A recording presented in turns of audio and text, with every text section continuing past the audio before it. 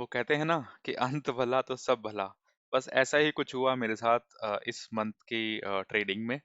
मेरा मंथ जो है वो स्टार्ट हुआ था बिल्कुल मिनिमम प्रॉफिट से। एक मेरा प्रॉफिट हुआ था, एक मेरा लॉस हुआ था at the very first day of this month. लेकिन जो मंथ एंड होते होते प्रॉफिट मिला उसमें मजा आ गया। प्रॉफिट एकदम मैक्सिमम रहा पूरे मंथ का। हालांकि जो टोटल प्रॉफिट है वो पिछले मंथ के प्रॉफिट से कम ही है, लेकिन फिर भी जो मेरा टारगेट था कि एफडी के रिटर्न को बीट करना है मैंने स्टॉक मार्केट के इन्वेस्टमेंट से, तो वो तो हो चुका। अब ये सब क्या हुआ, कैसे हुआ, क्या रहा मेरा डे का प्रॉफिट और क्या रहा मंथ का प्रॉफिट, उसके लिए चलते हैं एक्सेल शीट पर और देखते हैं सारी detail. Hello viewers, welcome back to my YouTube channel. आज थी 30 अक्टूबर और 31 अक्टूबर सॉरी। और मैंने लिए 4 सेल के ट्रेड। मज़ा ही आ गया एकदम। मैंने सेल आउट किया एल एन टी, मैंने सेल आउट किया अपना एक निफ्टी 50 का ईटीएफ, मैंने सेल आउट किया टोरेंट फार्मा और फाइनली मैंने सेल आउट किया ट्रेंट। अब इसमें मेरा क्या प्रॉफिट रहा उसको देखने के लिए चलते हैं एक्सेल शीट पर। तो ये है मेरी एक्सेल शीट। मैंने L N T sell out किया आज 2010 के प्राइस पर। प्रॉफिट रहा 5.54%, 844 रुपीज़ का, और जो होल्डिंग रही वो रही 56 डेज की। निफ्टी 50 का जो ईटीएफ था वो मैंने सेल आउट किया 185.30 पर। प्राइस था मेरा बाइंग 178.97 की। टोटल प्रॉफिट बुक किया मैंने 531 का, और पेनल रहा मेरा 3.54%। इसमें मेरा थोड़ा एक्सेप्शन था कि ईटीएफ के लिए मैंने जो टारगेट किया था वो 3% का किया था। तो मैंने यहाँ पे बुक कर लिया। टोरेंट फार्मा बाय किया था 1570 के प्राइस पर, आज सेल आउट किया 1650 के प्राइस पर। प्रॉफिट हुआ 560 रुपीज़ का 5.09% पर।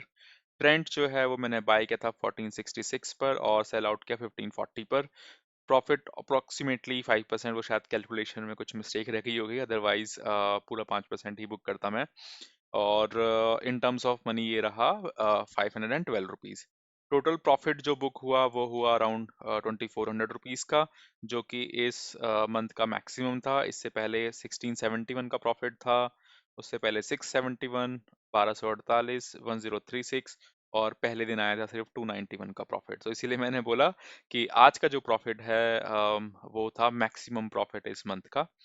जो टोटल प्रॉफिट हुआ वो हुआ सिर्फ 7300 रुपीज़ का। पिछले मंथ के कंपैरिजन में बहुत कम है, हाफ से भी कम है। लेकिन इन टर्म्स ऑफ परसेंटेज अगर मैं देखूं कि मैंने अपनी टोटल कैपिटल पर कितना प्रॉफिट अर्न किया, तो वो रहा अराउंड 0.8%। और अगर उसको हम कंपेयर करें एफडी से, तो एफडी अगर थ्रू आउट द ईयर 6% का रिटर्न देती है, तो मंथली हो गया 0.5।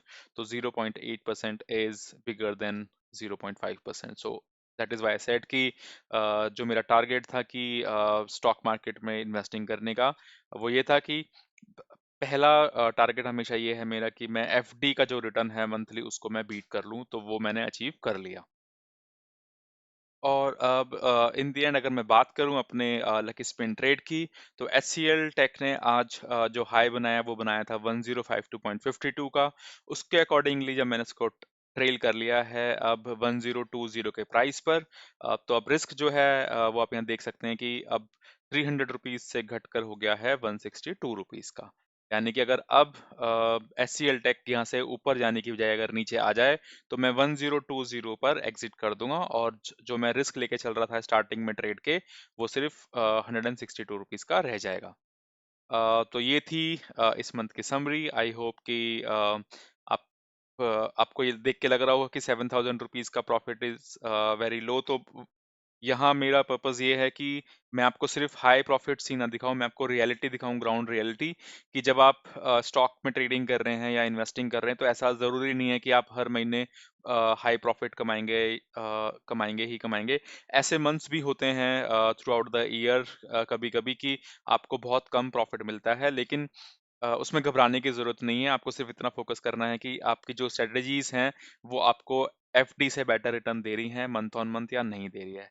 And that's the only purpose of investing in stocks.